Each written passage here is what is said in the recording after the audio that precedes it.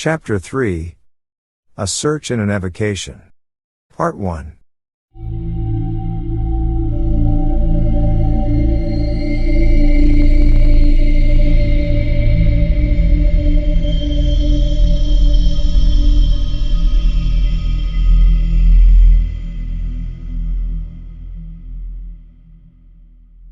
Charles Ward, as we have seen, first learned in 1918 of his descent from Joseph Curwen. That he at once took an intense interest in everything pertaining to the bygone mystery is not to be wondered at, for every vague rumor that he had heard of Curwen now became something vital to himself, in whom flowed Curwen's blood. No spirited and imaginative genealogist could have done otherwise than begin forthwith an avid and systematic collection of Curwen data. In his first delvings there was not the slightest attempt at secrecy, so that even Dr. Lyman hesitates to date the youth's madness from any period before the close of 1919. He talked freely with his family, though his mother was not particularly pleased to own an ancestor like Curwen, and with the officials of the various museums and libraries he visited.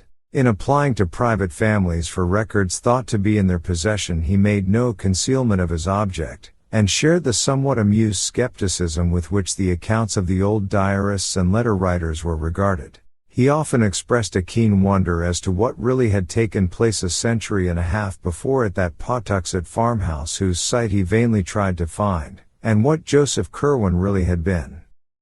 When he came across the Smith Diary and Archives and encountered the letter from Jedediah Orne, he decided to visit Salem and look up Curwen's early activities and connections there, which he did during the Easter vacation of 1919.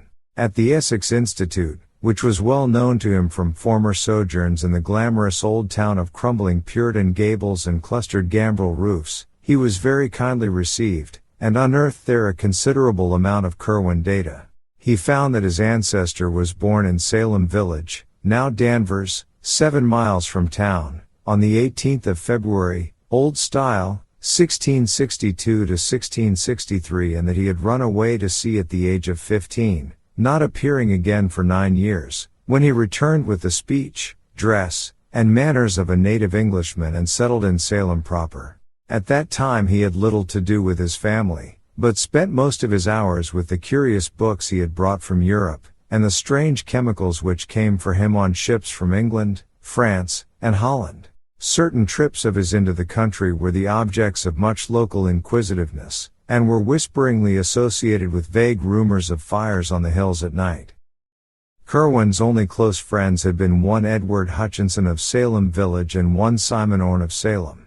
With these men he was often seen in conference about the common, and visits among them were by no means infrequent. Hutchinson had a house well out toward the woods, and it was not altogether liked by sensitive people because of the sounds heard there at night. He was said to entertain strange visitors, and the lights seen from his windows were not always of the same color. The knowledge he displayed concerning long-dead persons and long-forgotten events was considered distinctly unwholesome, and he disappeared about the time the witchcraft panic began, never to be heard from again.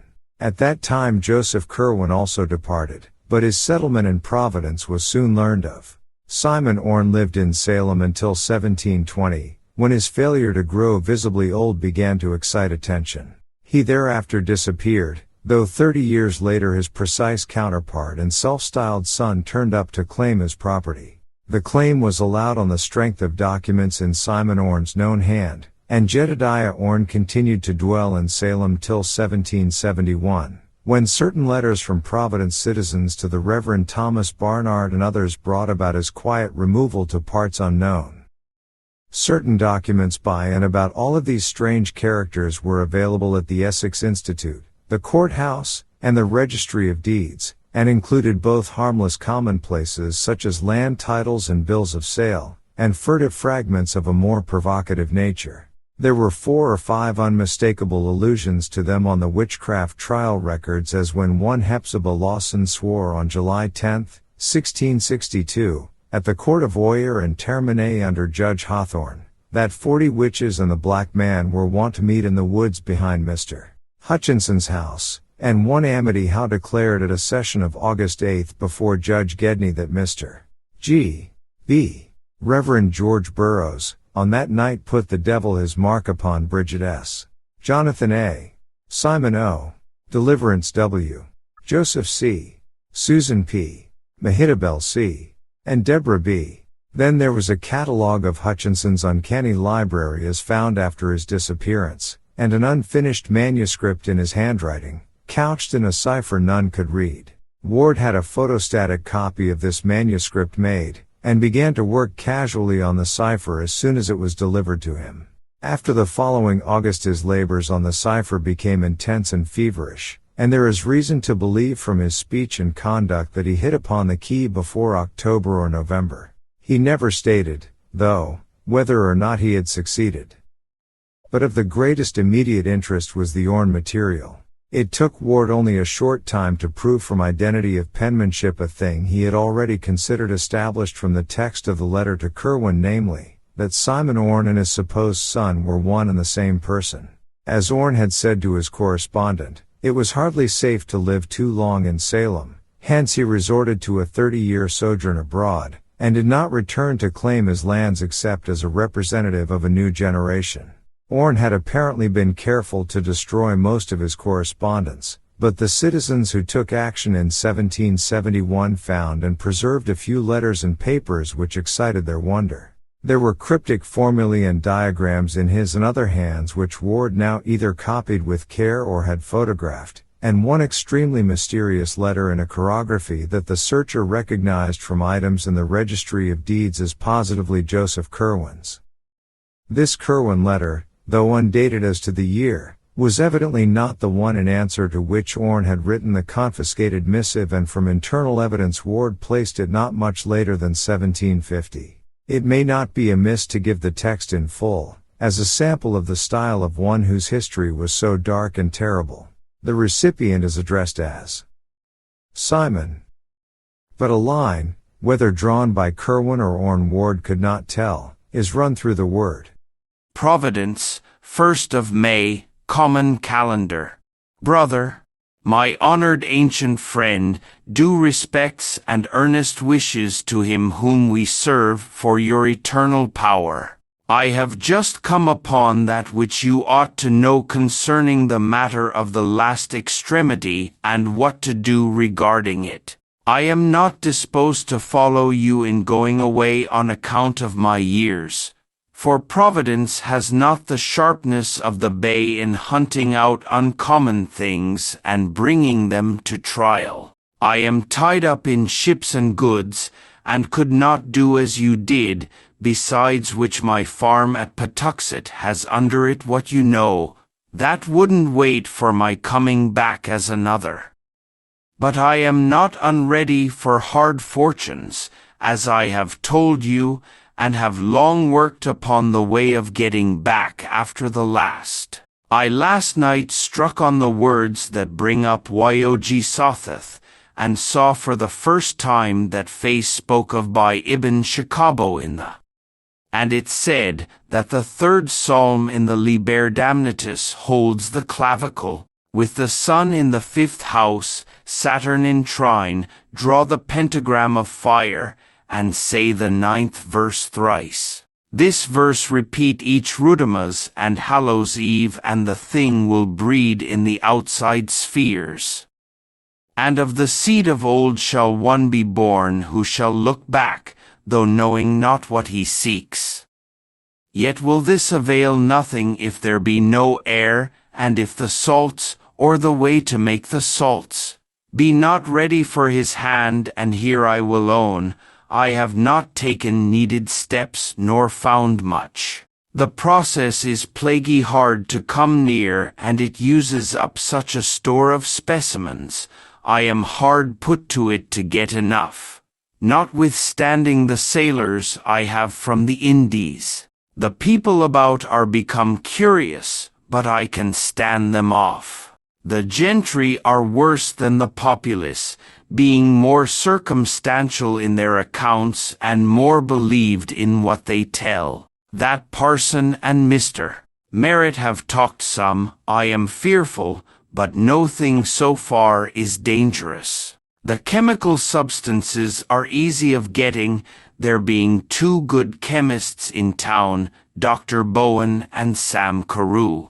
I am following out what Borellus says, and have help in Abdul al-Hazard his 7th book. Whatever I get, you shall have.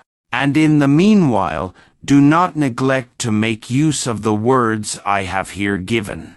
I have them right, but if you desire to see him, employ the writings on the piece of that I am putting in this packet. Say the verses every Rudmas and Hallows Eve, and if your line runs out not, one shall be in years to come that shall look back and use what salts or stuff for salts you shall leave him. Job 14. I rejoice you are again at Salem, and hope I may see you not long hence. I have a good stallion, and am thinking of getting a coach, there being one, Mr. Merritt's, in Providence already, though the roads are bad. If you are disposed to travel, do not pass me by. From Boston take the post road through Dedham, Wrentham, and Attleboro, good taverns being at all these towns. Stop at Mr. Bolcom's in Wrentham, where the beds are finer than Mr. Hatch's, but eat at the other house, for their cook is better. Turn into Providence by Pawtucket Falls, and the road past Mr. Sales's Tavern. My house opposite Mr. Epinetus Olney's Tavern off the town street, first on the north side of Olney's Court. Distance from Boston Stone about 44 miles. Sir, I am your old and true friend and servant in Almausen Metroton. Josephus C. To Mr. Simon Orne.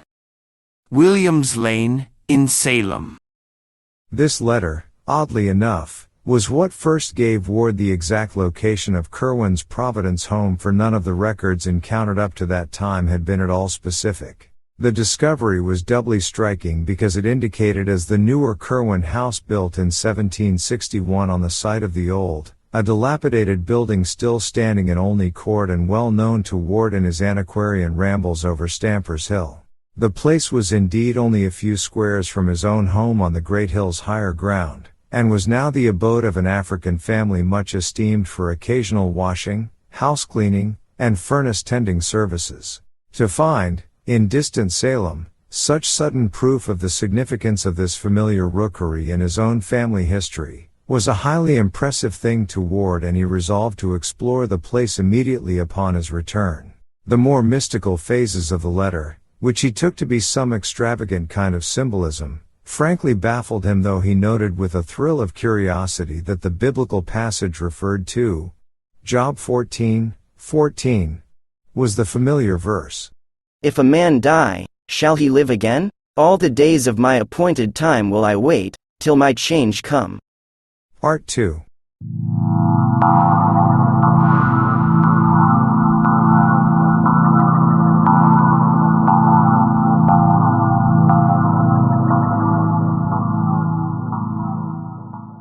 Young Ward came home in a state of pleasant excitement, and spent the following Saturday in a long and exhaustive study of the house in Olney Court. The place, now crumbling with age, had never been a mansion but was a modest 2.5-story wooden townhouse of the familiar Providence colonial type, with plain peaked roof, large central chimney, an artistically carved doorway with rayed fanlight, triangular pediment, and trimmed Doric pilasters. It had suffered but little alteration externally, and Ward felt he was gazing on something very close to the sinister matters of his quest. The present African inhabitants were known to him, and he was very courteously shown about the interior by old Asa and his stout wife Hannah. Here there was more change than the outside indicated, and Ward saw with regret that fully half of the fine scroll and urn overmantels and shell-carved cupboard linings were gone, whilst much of the fine wainscoting and Belection molding was marked, hacked, and gouged, or covered up altogether with cheap wallpaper. In general, the survey did not yield as much as Ward had somehow expected, but it was at least exciting to stand within the ancestral walls which had housed such a man of horror as Joseph Kerwin. He saw with a thrill that a monogram had been very carefully effaced from the ancient brass knocker. From then until after the close of school, Ward spent his time on the photostatic copy of the Hutchinson cipher and the accumulation of local Kerwin data. The former still proved unyielding, but of the latter he obtained so much, and so many clues to similar data elsewhere, that he was ready by July to make a trip to New London and New York to consult old letters whose presence in those places was indicated. This trip was very fruitful, for it brought him the Fenner letters with their terrible description of the Pawtuxet farmhouse raid, and the Nightingale Talbot letters in which he learned of the portrait painted on a panel of the Kerwin Library. This matter of the portrait interested him particularly, since he would have given much to know just what Joseph Kerwin looked like, and he decided to make a second search of the house in Olney Court to see if there might not be some trace of the ancient features beneath peeling coats of later paint or layers of moldy wallpaper. Early in August that search took place, and Ward went carefully over the walls of every room sizable enough to have been by any possibility the library of the evil builder. He paid especial attention to the large panels of such overmantels as still remained, and was keenly excited after about an hour, when on a broad area above the fireplace in a spacious ground floor room he became certain that the surface brought out by the peeling of several coats of paint was sensibly darker than any ordinary interior paint or the wood beneath it was likely to have been. A few more careful tests with a thin knife, and he knew that he had come upon an oil portrait of great extent. With truly scholarly restraint, the youth did not risk the damage which an immediate attempt to uncover the hidden picture with the knife might have done, but just retired from the scene of his discovery to enlist expert help. In 3 days he returned with an artist of long experience, Mr. Walter C. Dwight, whose studio is near the foot of College Hill, and that accomplished restorer of paintings set to work at once with proper methods and chemical substances. Old Asa and his wife were duly excited over their strange visitors, and were properly reimbursed for this invasion of their domestic hearth. As day by day the work of restoration progressed, Charles Ward looked on with growing interest at the lines and shades gradually unveiled after their long oblivion.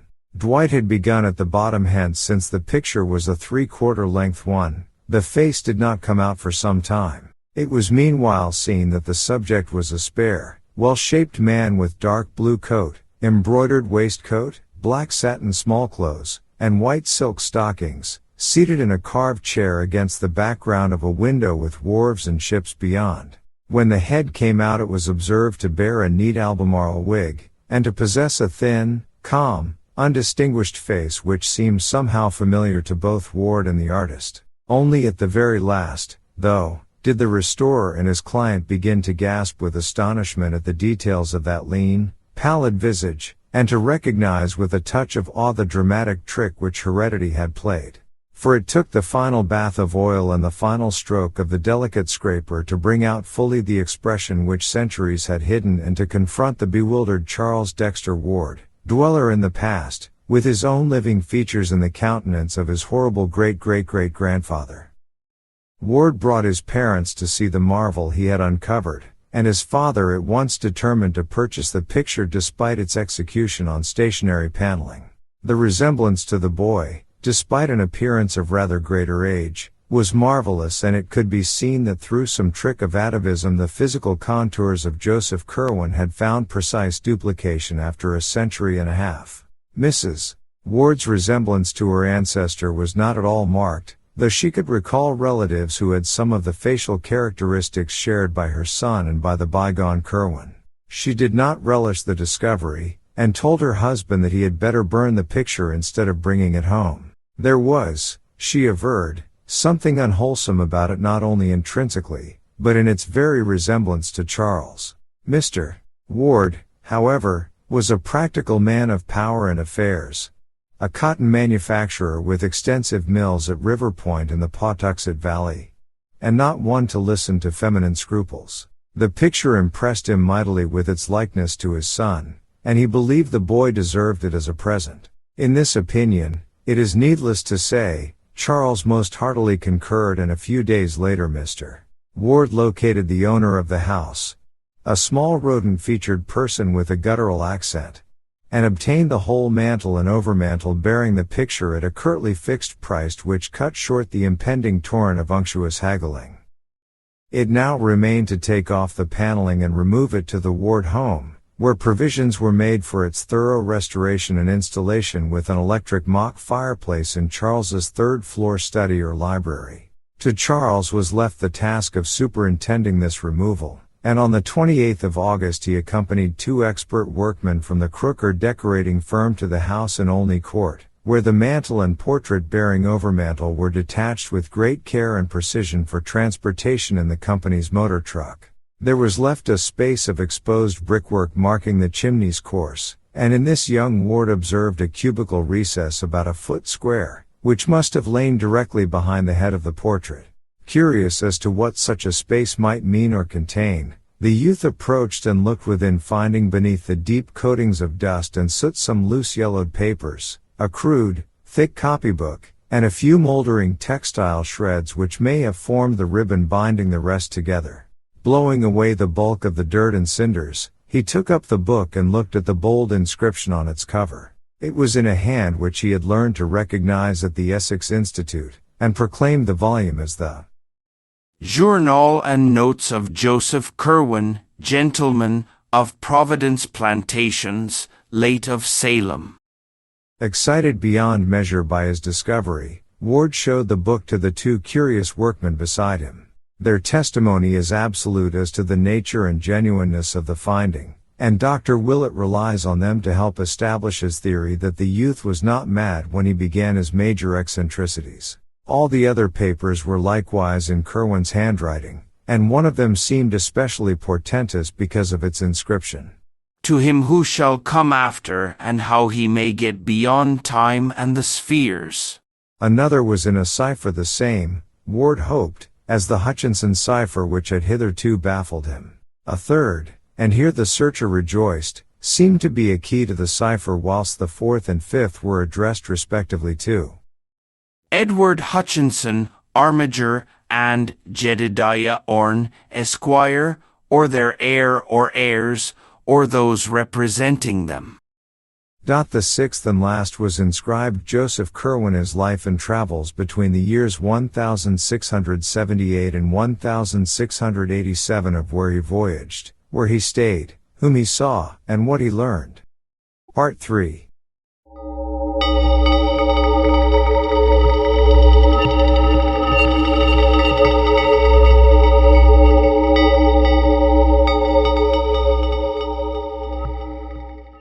We have now reached the point from which the more academic school of alienists date Charles Ward's madness. Upon his discovery, the youth had looked immediately at a few of the inner pages of the book and manuscripts, and had evidently seen something which impressed him tremendously. Indeed, in showing the titles to the workmen, he appeared to guard the text itself with peculiar care, and to labor under a perturbation for which even the antiquarian and genealogical significance of the find could hardly account. Upon returning home he broke the news with an almost embarrassed air, as if he wished to convey an idea of its supreme importance without having to exhibit the evidence itself. He did not even show the titles to his parents, but simply told them that he had found some documents in Joseph Curwen's handwriting, mostly in cipher, which would have to be studied very carefully before yielding up their true meaning. It is unlikely that he would have shown what he did to the workmen, had it not been for their unconcealed curiosity. As it was, he doubtless wished to avoid any display of peculiar reticence which would increase their discussion of the matter. That night Charles Ward sat up in his room reading the newfound book and papers, and when day came he did not desist.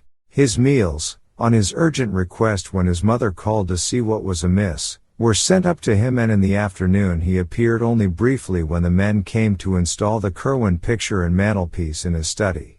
The next night he slept in snatches in his clothes, meanwhile wrestling feverishly with the unraveling of the cipher manuscript. In the morning his mother saw that he was at work on the photostatic copy of the Hutchinson cipher, which he had frequently shown her before, but in response to her query he said that the Curwen key could not be applied to it.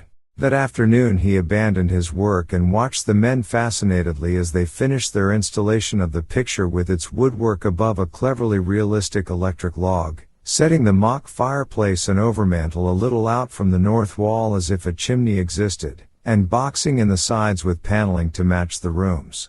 The front panel holding the picture was sawn and hinged to allow cupboard space behind it.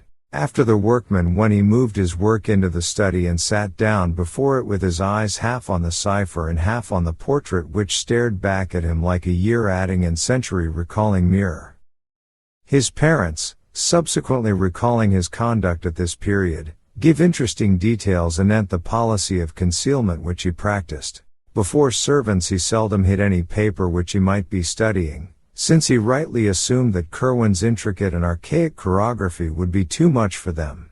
With his parents, however, he was more circumspect, and unless the manuscript in question were a cipher, or a mere mass of cryptic symbols and unknown ideographs, as that entitled, "To him who shall come after," etc., seemed to be, he would cover it with some convenient paper until his caller had departed. At night he kept the papers under lock and key in an antique cabinet of his, where he also placed them whenever he left the room. He soon resumed fairly regular hours and habits, except that his long walks and other outside interests seemed to cease. The opening of school, where he now began his senior year, seemed a great bore to him, and he frequently asserted his determination never to bother with college. He had, he said, important special investigations to make, which would provide him with more avenues toward knowledge and the humanities than any university which the world could boast. Naturally, only one who had always been more or less studious, eccentric, and solitary could have pursued this course for many days without attracting notice. Ward, however, was constitutionally a scholar and a hermit, hence his parents were less surprised than regretful at the close confinement and secrecy he adopted. At the same time, both his father and mother thought it odd that he would show them no scrap of his treasure trove, nor give any connected account of such data as he had deciphered. This reticence he explained away as due to a wish to wait until he might announce some connected revelation. But as the weeks passed without further disclosures, there began to grow up between the youth and his family a kind of constraint, intensified in his mother's case by her manifest disapproval of all Curwen delvings. During October, Ward began visiting the libraries again, but no longer for the antiquarian matter of his former days. Witchcraft and magic, occultism and demonology, were what he sought now, and when Providence sources proved unfruitful, he would take the train for Boston and tap the wealth of the Great Library in Copley Square, the Widener Library at Harvard, or the Zion Research Library in Brookline, where certain rare works on biblical subjects are available. He bought extensively, and fitted up a whole additional set of shelves in his study for newly acquired works on uncanny subjects, while during the Christmas holidays he made a round of out-of-town trips, including one to Salem to consult certain records at the Essex Institute. About the middle of January, 1920, there entered Ward's bearing an element of triumph which he did not explain, and he was no more found at work upon the Hutchinson cipher. Instead, he inaugurated a dual policy of chemical research and record scanning, fitting up for the one a laboratory in the unused attic of the house, and for the latter haunting all the sources of vital statistics in Providence. Local dealers in drugs and scientific supplies, later questioned, gave astonishingly queer and meaningless catalogues of the substances and instruments he purchased, but clerks at the State House, the City Hall, and the various libraries agree as to the definite object of his second interest. He was searching intensely and feverishly for the grave of Joseph Curwen, from whose slate slab an older generation had so wisely blotted the name. Little by little there grew upon the Ward family the conviction that something was wrong. Charles had had freaks and changes of minor interests before, but this growing secrecy and absorption in strange pursuits was unlike even him. His school work was the merest pretense, and although he failed in no test, it could be seen that the old application had all vanished. He had other concernments now, and when not in his new laboratory with a score of obsolete alchemical books, could be found either poring over old burial records downtown or glued to his volumes of occult lore in his study, where the startlingly, one almost fancied increasingly, similar features of Joseph Curwen stared blandly at him from the great overmantel on the north wall. Late in March, Ward added to his archive, searching a ghoulish series of rambles about the various ancient cemeteries of the city. The cause appeared later, when it was learned from City Hall clerks that he had probably found an important clue. His quest had suddenly shifted from the grave of Joseph Curwen to that of one Naphtali Field, and this shift was explained when, upon going over the files that he had been over, the investigators actually found a fragmentary record of Curwen's burial which had escaped the general obliteration, and which stated that the curious leaden coffin had been interred 10 feet south and 5 feet west of Naphtali Field's grave in the. The lack of a specified burying ground in the surviving entry greatly complicated the search, and Naphtali Field's grave seemed as elusive as that of Curwen, but here no systematic effacement had existed, and one might reasonably be expected to stumble on the stone itself even if its record had perished. Hence the rambles, from which St. John's, the former King's churchyard and the ancient congregational burying ground in the midst of Swan Point Cemetery were excluded, since other statistics had shown that the only Naphtali Field, albeit 1729, whose grave could have been meant had been a Baptist. Part 4.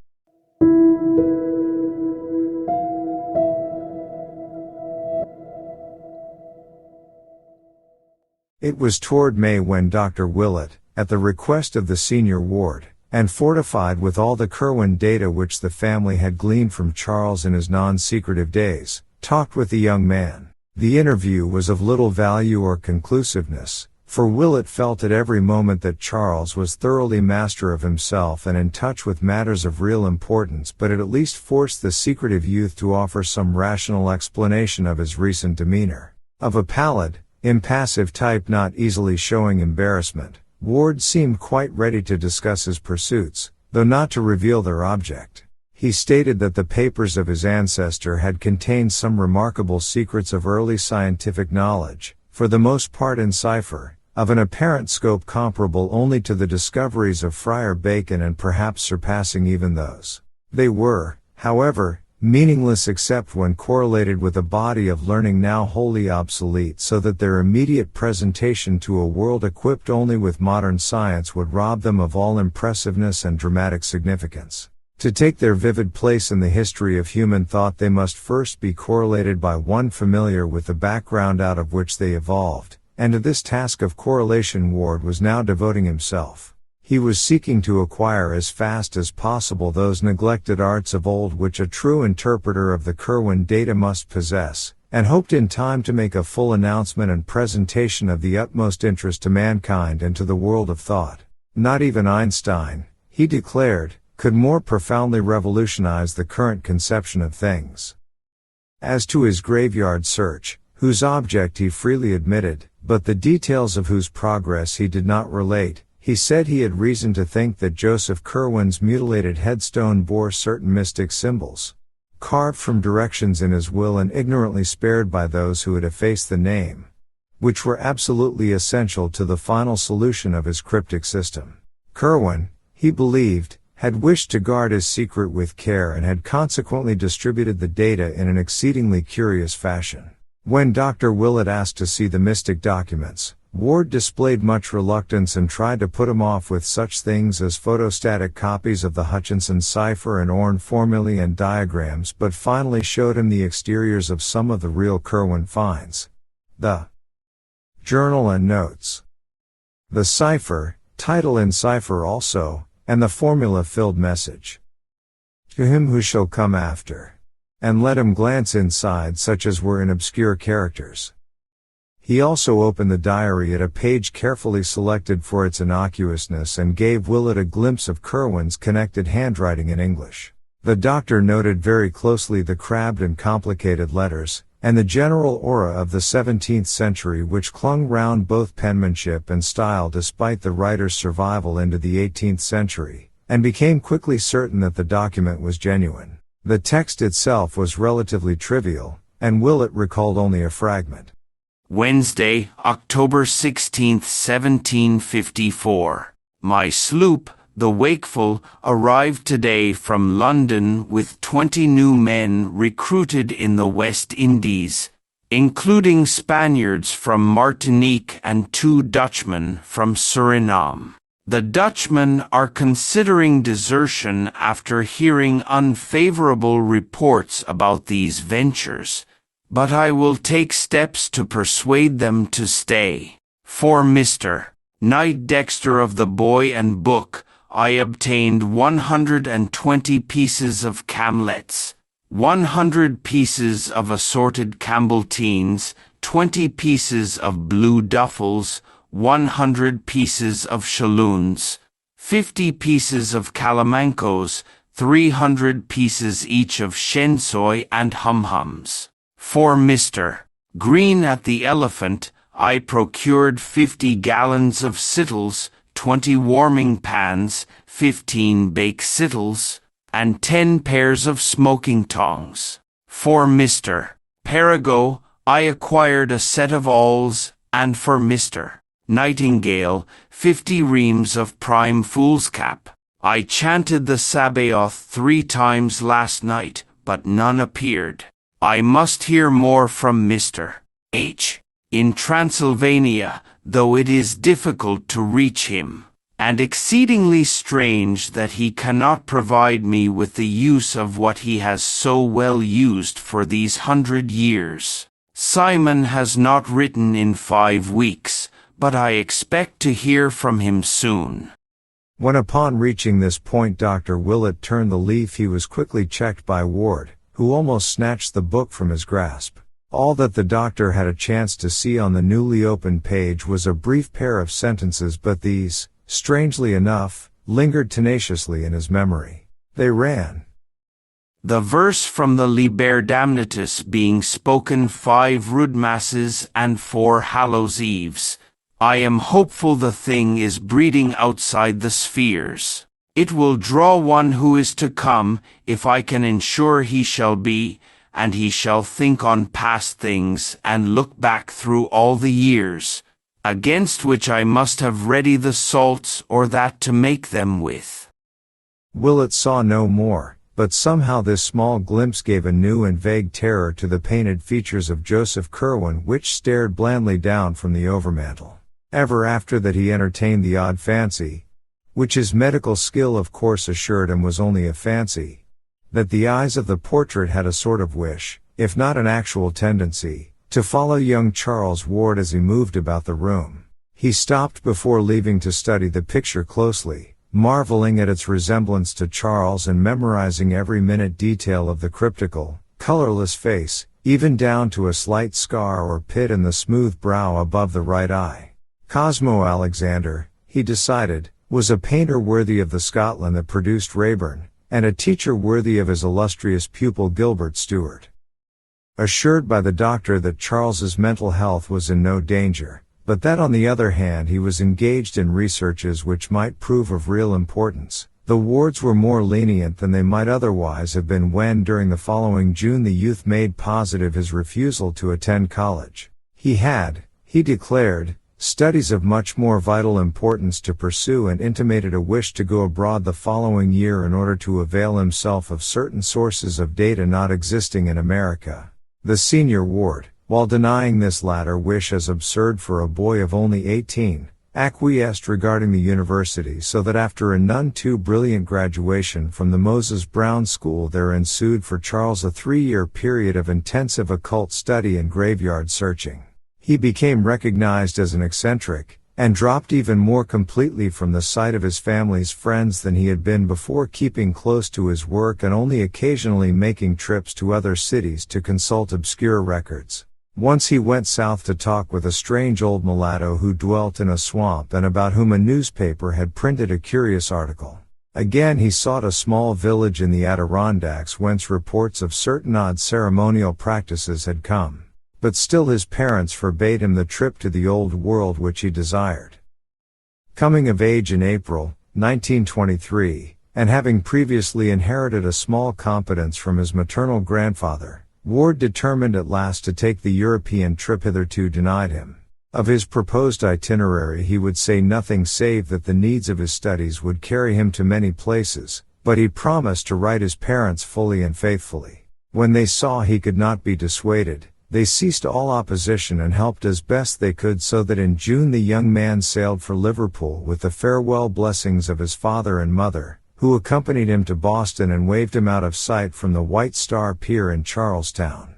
Letters soon told of his safe arrival, and of his securing good quarters in Great Russell Street, London, where he proposed to stay, shunning all family friends, till he had exhausted the resources of the British Museum in a certain direction. Of his daily life he wrote but little, for there was little to write. Study and experiment consumed all his time, and he mentioned a laboratory which he had established in one of his rooms. That he said nothing of antiquarian rambles in the glamorous old city with its luring skyline of ancient domes and steeples and its tangles of roads and alleys whose mystic convolutions and sudden vistas alternately beckon and surprise, was taken by his parents as a good index of the degree to which his new interests had engrossed his mind. In June 1924, a brief note told of his departure for Paris, to which he had before made 1 or 2 flying trips for material in the Bibliothèque Nationale. For 3 months thereafter he sent only postal cards, giving an address in the Rue Saint-Jacques and referring to a special search among rare manuscripts in the library of an unnamed private collector. He avoided acquaintances, and no tourists brought back reports of having seen him. Then came a silence, and in October the Wards received a picture card from Prague, Czechoslovakia, stating that Charles was in that ancient town for the purpose of conferring with a certain very aged man supposed to be the last living possessor of some very curious medieval information. He gave an address in the Neustadt, and announced no move till the following January, when he dropped several cards from Vienna telling of his passage through that city on the way toward a more easterly region whither one of his correspondents and fellow delvers into the occult had invited him. The next card was from Klausenburg in Transylvania, and told of Ward's progress toward his destination. He was going to visit a Baron Ferenczi, whose estate lay in the mountains east of Ricus and was to be addressed at Ricus in the care of that nobleman. Another card from Ricus a week later, saying that his host's carriage had met him and that he was leaving the village for the mountains, was his last message for a considerable time indeed. He did not reply to his parents' frequent letters until May, when he wrote to discourage the plan of his mother for a meeting in London, Paris, or Rome during the summer, when the elder Wards were planning to travel in Europe. His researches, he said, were such that he could not leave his present quarters while the situation of Baron Ferenczi's castle did not favor visits. It was on a crag in the dark wooded mountains, and the region was so shunned by the country folk that normal people could not help feeling ill at ease. Moreover, the Baron was not a person likely to appeal to correct and conservative New England gentlefolk. His aspect and manners had idiosyncrasies, and his age was so great as to be disquieting. It would be better, Charles said, if his parents would wait for his return to Providence, which could scarcely be far distant. That return did not, however, take place until May 1926, when after a few heralding cards the young wanderer quietly slipped into New York on the Homeric and traversed the long miles to Providence by motor coach, eagerly drinking in the green rolling hills, the fragrant, blossoming orchards, and the white-steepled towns of Vernal, Connecticut, his first taste of ancient New England in nearly 4 years. When the coach crossed the Pawcatuck and entered Rhode Island amidst the fairy goldenness of a late spring afternoon, his heart beat with quickened force, and the entry to Providence along Reservoir and Elmwood avenues was a breathless and wonderful thing despite the depths of forbidden lore to which he had delved. At the high square where Broad, Weybosset, and Empire Streets join, he saw before and below him in the fire of sunset the pleasant, remembered houses and domes and steeples of the old town, and his head swam curiously as the vehicle rolled down to the terminal behind the Biltmore, bringing into view the great dome and soft, roof-pierced greenery of the ancient hill across the river, and the tall colonial spire of the First Baptist Church limned pink in the magic evening light against the fresh springtime verdure of its precipitous background. Old Providence. It was this place and the mysterious forces of its long, continuous history which had brought him into being, and which had drawn him back toward marvels and secrets whose boundaries no prophet might fix. Here lay the arcana, wondrous or dreadful as the case might be, for which all his years of travel and application had been preparing him. A taxicab whirled him through Post Office Square with its glimpse of the river, the old market house, and the head of the bay, and up the steep curved slope of Waterman Street to Prospect, where the vast gleaming dome and sunset-flushed Ionic columns of the Christian Science Church beckon northward. Then 8 squares past the fine old estates his childish eyes had known, and the quaint brick sidewalks so often trodden by his youthful feet, and at last the little white overtaken farmhouse on the right, on the left the classic Adam porch and stately bayed facade of the great brick house where he was born. It was twilight, and Charles Dexter Ward had come home. Part 5.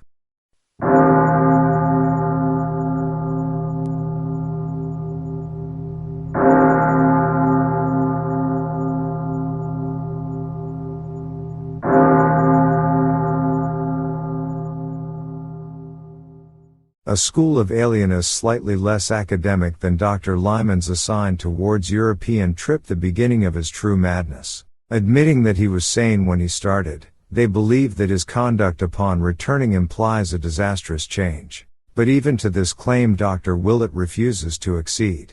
There was, he insists, something later in the queernesses of the youth at this stage he attributes to the practice of rituals learned abroad. Odd enough things, to be sure, but by no means implying mental aberration on the part of their celebrant. Ward himself, though visibly aged and hardened, was still normal in his general reactions and in several talks with Willett displayed a balance which no madman, even an incipient one, could feign continuously for long. What elicited the notion of insanity at this period were the sounds heard at all hours from Ward's attic laboratory, in which he kept himself most of the time. There were chantings and repetitions, and thunderous declamations in uncanny rhythms, and although these sounds were always in Ward's own voice, there was something in the quality of that voice, and in the accents of the formulae it pronounced, which could not but chill the blood of every hearer. It was noticed that Nig, the venerable and beloved black cat of the household, bristled and arched his back perceptibly when certain of the tones were heard.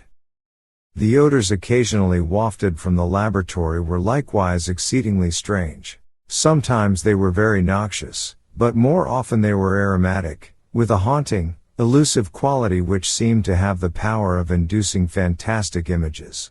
People who smelled them had a tendency to glimpse momentary mirages of enormous vistas, with strange hills or endless avenues of sphinxes and hippogriffs stretching off into infinite distance. Ward did not resume his old-time rambles, but applied himself diligently to the strange books he had brought home, and to equally strange delvings within his quarters, explaining that European sources had greatly enlarged the possibilities of his work, and promising great revelations in the years to come. His older aspect increased to a startling degree his resemblance to the Curwen portrait in his library, and Dr. Willett would often pause by the latter after a call, marveling at the virtual identity, and reflecting that only the small pit above the picture's right eye now remained to differentiate the long-dead wizard from the living youth. These calls of Willett's, undertaken at the request of the senior Wards, were curious affairs. Ward at no time repulsed the doctor, but the latter saw that he could never reach the young man's inner psychology. Frequently he noted peculiar things about little wax images of grotesque design on the shelves or tables, and the half-erased remnants of circles, triangles, and pentagrams in chalk or charcoal on the cleared central space of the large room. And always in the night those rhythms and incantations thundered, till it became very difficult to keep servants or suppress furtive talk of Charles's madness. In January, 1927, a peculiar incident occurred.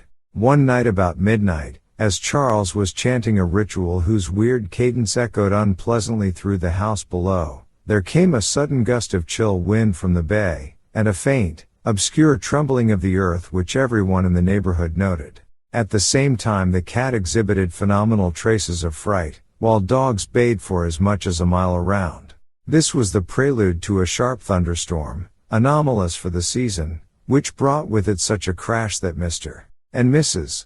Ward believed the house had been struck. They rushed upstairs to see what damage had been done, but Charles met them at the door to the attic, pale, resolute, and portentous, with an almost fearsome combination of triumph and seriousness on his face.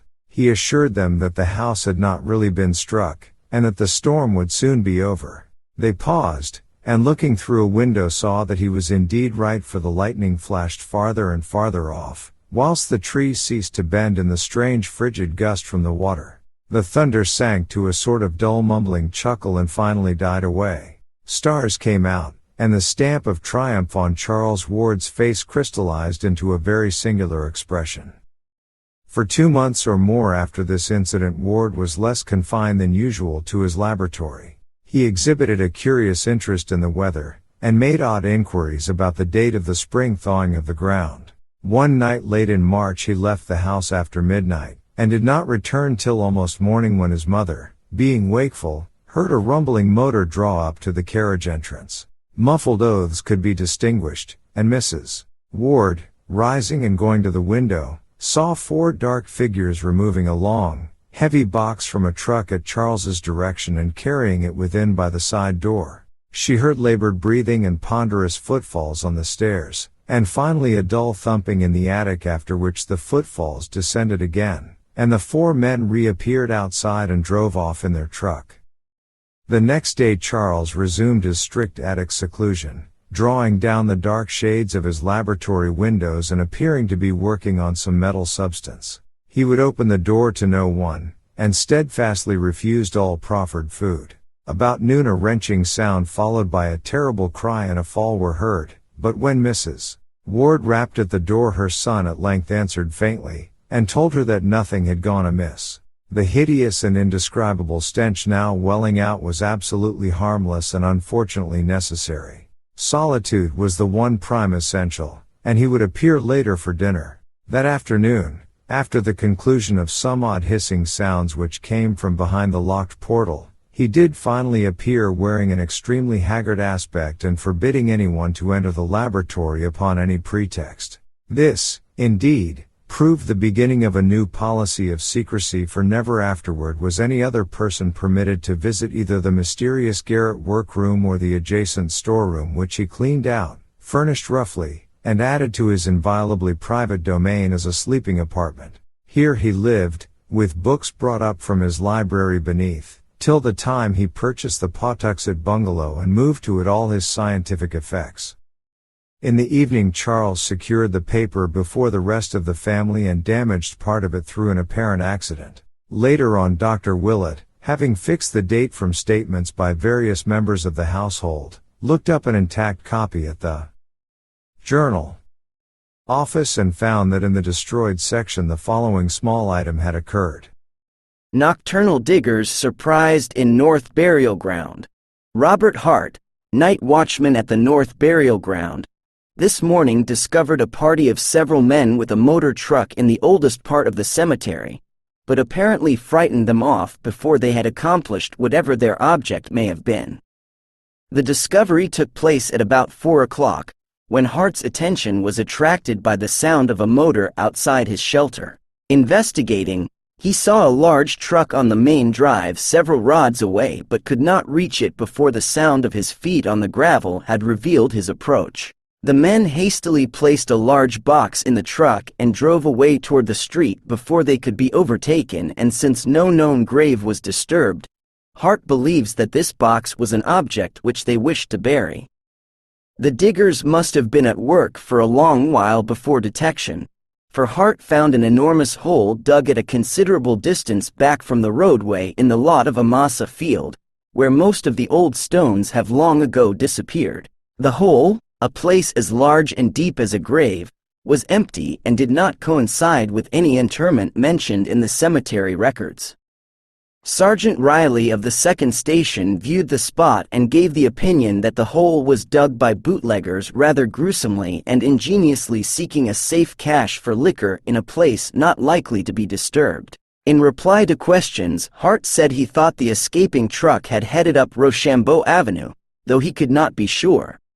During the next few days Ward was seldom seen by his family. Having added sleeping quarters to his attic realm, he kept closely to himself there, ordering food brought to the door and not taking it in until after the servant had gone away. The droning of monotonous formulae and the chanting of bizarre rhythms recurred at intervals, while at other times occasional listeners could detect the sound of tinkling glass, hissing chemicals, running water, or roaring gas flames. Odors of the most unplaceable quality, wholly unlike any before noted, hung at times around the door, and the air of tension observable in the young recluse whenever he did venture briefly forth was such as to excite the keenest speculation. Once he made a hasty trip to the Athenaeum for a book he required, and again he hired a messenger to fetch him a highly obscure volume from Boston. Suspense was written portentously over the whole situation, and both the family and Dr. Willett confessed themselves wholly at a loss what to do or think about it. Part 6.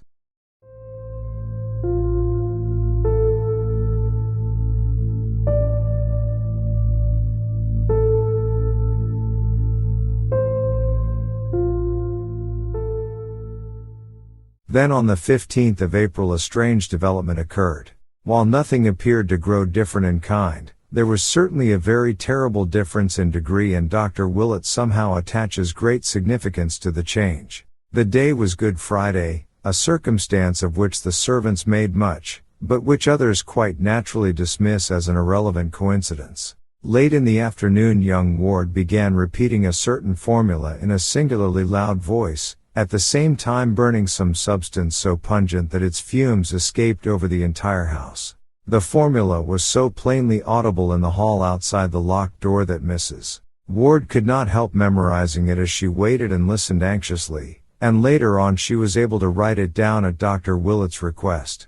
It ran as follows, and experts have told Dr. Willett that its very close analogue can be found in the mystic writings of Eliphas Levi, that cryptic soul who crept through a crack in the forbidden door and glimpsed the frightful vistas of the void beyond. Par Adonai Elohim, Adonai Yeho, Adonai Tzvaot, Miterton on Agla Matun, Verabam Pitonikom, Mister Salemandrea, Kenes Silborum, Arevut Genom Vrum, Damonia Kuyel Gad, Almosin, גיבור, יהושע, אvam, זרי התנאת מיק, vani. This had been going on for 2 hours without change or intermission when over all the neighborhood a pandemoniac howling of dogs set in. The extent of this howling can be judged from the space it received in the papers the next day, but to those in the Ward household it was overshadowed by the odor which instantly followed it, a hideous, all-pervasive odor which none of them had ever smelt before or have ever smelt since. In the midst of this mephitic flood there came a very perceptible flash like that of lightning, which would have been blinding and impressive but for the daylight around, and then was heard the voice that no listener can ever forget because of its thunderous remoteness, its incredible depth, and its eldritch dissimilarity to Charles Ward's voice. It shook the house, and was clearly heard by at least 2 neighbors above the howling of the dogs. Mrs.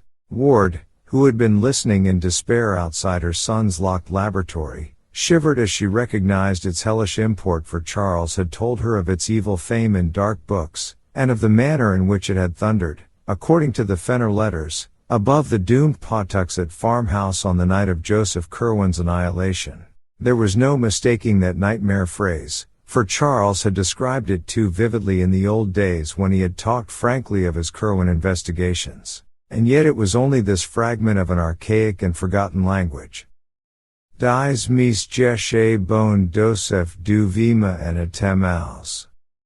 Close upon this thundering there came a momentary darkening of the daylight, though sunset was still an hour distant, and then a puff of added odor different from the first but equally unknown and intolerable.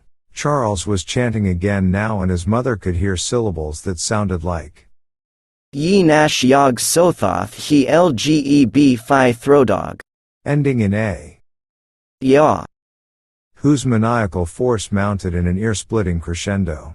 A second later all previous memories were effaced by the wailing scream which burst out with frantic explosiveness and gradually changed form to a paroxysm of diabolic and hysterical laughter. Mrs. Ward, with the mingled fear and blind courage of maternity, advanced and knocked affrightedly at the concealing panels, but obtained no sign of recognition. She knocked again, but paused nervelessly as a second shriek arose, This one unmistakably in the familiar voice of her son, and sounding concurrently with the still bursting cachinations of that other voice. Presently she fainted, although she is still unable to recall the precise and immediate cause. Memory sometimes makes merciful deletions. Mr. Ward returned from the business section at about 6:15 and not finding his wife downstairs, was told by the frightened servants that she was probably watching at Charles's door, from which the sounds had been far stranger than ever before. Mounting the stairs at once, he saw Mrs. Ward stretched at full length on the floor of the corridor outside the laboratory, and realizing that she had fainted, hastened to fetch a glass of water from a set bowl in a neighboring alcove. Dashing the cold fluid in her face, he was heartened to observe an immediate response on her part, and was watching the bewildered opening of her eyes when a chill shot through him and threatened to reduce him to the very state from which she was emerging. For the seemingly silent laboratory was not as silent as it had appeared to be, but held the murmurs of a tense, muffled conversation in tones too low for comprehension, yet of a quality profoundly disturbing to the soul. It was not, of course, new for Charles to mutter formally, but this muttering was definitely different. It was so palpably a dialogue, or imitation of a dialogue, with the regular alteration of inflections suggesting question and answer, statement and response. One voice was undisguisedly that of Charles, but the other had a depth and hollowness which the youth's best powers of ceremonial mimicry had scarcely approached before. There was something hideous, blasphemous, and abnormal about it, and but for a cry from his recovering wife which cleared his mind by arousing his protective instincts, it is not likely that Theodore Howland Ward could have maintained for nearly a year more his old boast that he had never fainted. As it was, he seized his wife in his arms and bore her quickly downstairs before she could notice the voices which had so horribly disturbed him. Even so, however, he was not quick enough to escape catching something himself which caused him to stagger dangerously with his burden. For Mrs. Ward's cry had evidently been heard by others than he, and there had come from behind the locked door the first distinguishable words which that masked and terrible colloquy had yielded. They were merely an excited caution in Charles's own voice, but somehow their implications held a nameless fright for the father who overheard them. The phrase was just this: Shish. Right. Mr. and Mrs. Ward conferred at some length after dinner, and the former resolved to have a firm and serious talk with Charles that very night. No matter how important the object, such conduct could no longer be permitted, for these latest developments transcended every limit of sanity and formed a menace to the order and nervous well-being of the entire household. The youth must indeed have taken complete leave of his senses, since only downright madness could have prompted the wild screams and imaginary conversations in assumed voices which the present day had brought forth. All this must be stopped, or Mrs. Ward would be made ill and the keeping of servants become an impossibility. Mr. Ward rose at the close of the meal and started upstairs for Charles's laboratory. On the third floor, however, he paused at the sounds which he heard proceeding from the now disused library of his son. Books were apparently being flung about and papers wildly rustled, and upon stepping to the door Mr.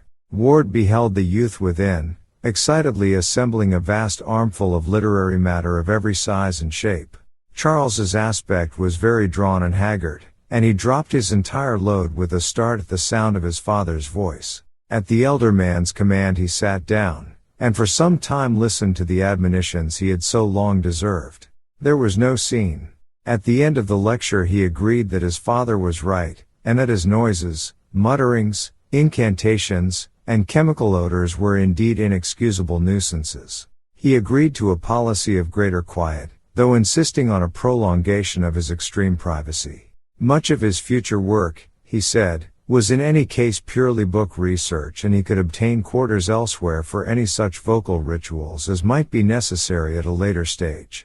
For the fright and fainting of his mother he expressed the keenest contrition, and explained that the conversation later heard was part of an elaborate symbolism designed to create a certain mental atmosphere. His use of abstruse technical terms somewhat bewildered Mr.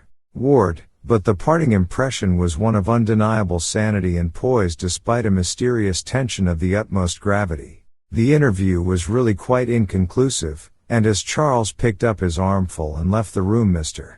Ward hardly knew what to make of the entire business. It was as mysterious as the death of poor old Nig, whose stiffening form had been found an hour before in the basement, with staring eyes and fear-distorted mouth.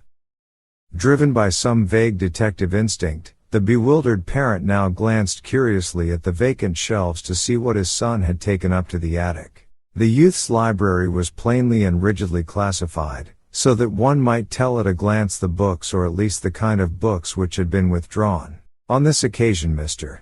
Ward was astonished to find that nothing of the occult or the antiquarian, beyond what had been previously removed, was missing.